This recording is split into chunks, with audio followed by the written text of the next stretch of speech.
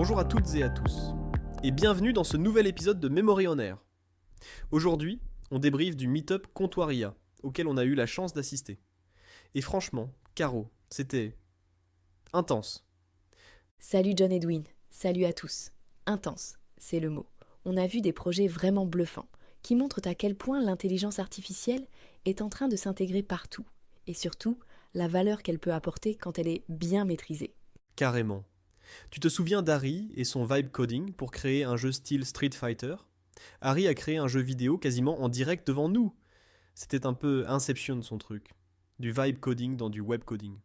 Oui, c'était fascinant de voir le processus. Il a bien insisté sur le fait que ce n'est pas magique, qu'il y a beaucoup d'itérations, et qu'on finit souvent par crier sur le modèle. Mais le résultat, utiliser des LoRa pour le style graphique, Tripo 3D pour passer de la 2D à la 3D et ajouter un squelette. Gemini pour générer les super pouvoirs des personnages, c'est une chaîne d'outils IA au service de la créativité.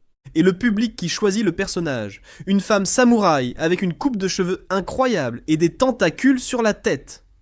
Le résultat était unique, disons. Mais ça montre la flexibilité. Plus besoin d'être un développeur chevronné pour prototyper une idée de jeu rapidement.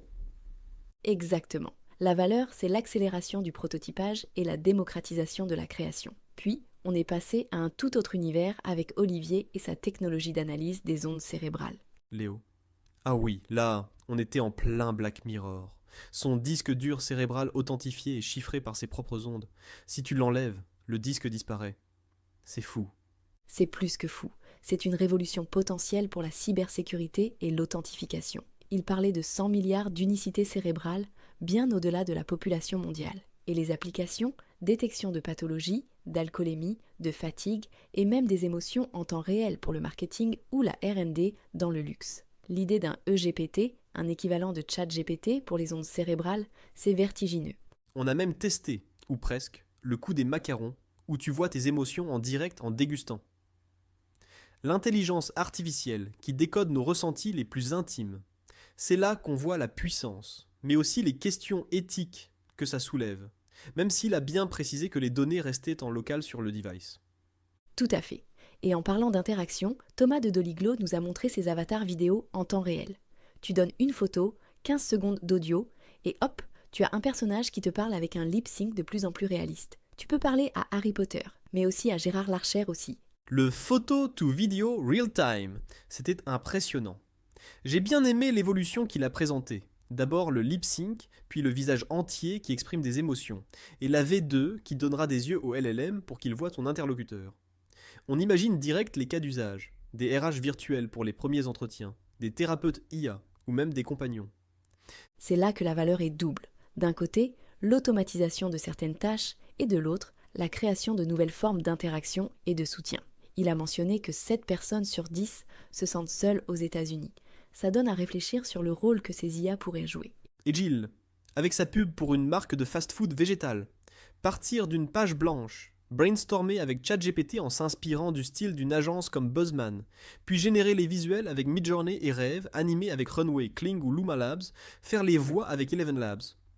C'était une masterclass de direction artistique augmentée par l'intelligence artificielle. Il a souligné un point crucial. L'intelligence artificielle génère, mais l'humain dirige. La différenciation se fera sur la capacité à guider l'outil pour obtenir une singularité, une vraie vision. Ce n'est pas juste taper un prompt, c'est un vrai dialogue créatif. Le gain de temps et de moyens est évident. Il a dit quelques jours pour faire ce qu'une agence aurait fait en quelques semaines, sans parler du budget. Et le résultat était franchement pro. Et pour finir en beauté, Eddie et ses voitures volantes. C'était presque poétique de voir l'évolution en un an. Il y a un an, c'était des bidouilles avec Confai UI. Aujourd'hui, c'est des animations fluides, léchées, même si l'IA a toujours du mal à ne pas remettre des roues aux voitures. C'est vrai. Ce petit bug des roues qui veulent réapparaître, ça montre les biais d'entraînement de l'IA. Mais la qualité visuelle était dingue. Ça ouvre des perspectives énormes pour les créateurs de contenu, les cinéastes indépendants. Et bien sûr, vive les DeLorean.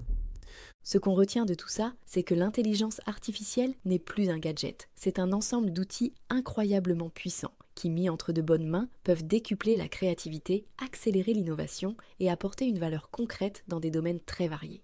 Exactement. Que ce soit pour prototyper un jeu, réinventer la sécurité, créer des interactions plus humaines, produire du contenu visuel bluffant ou même nous aider à déguster des macarons, l'IA redéfinit les possibles. Et c'est ce qu'on continuera d'explorer pour vous, chers amis, restez curieux.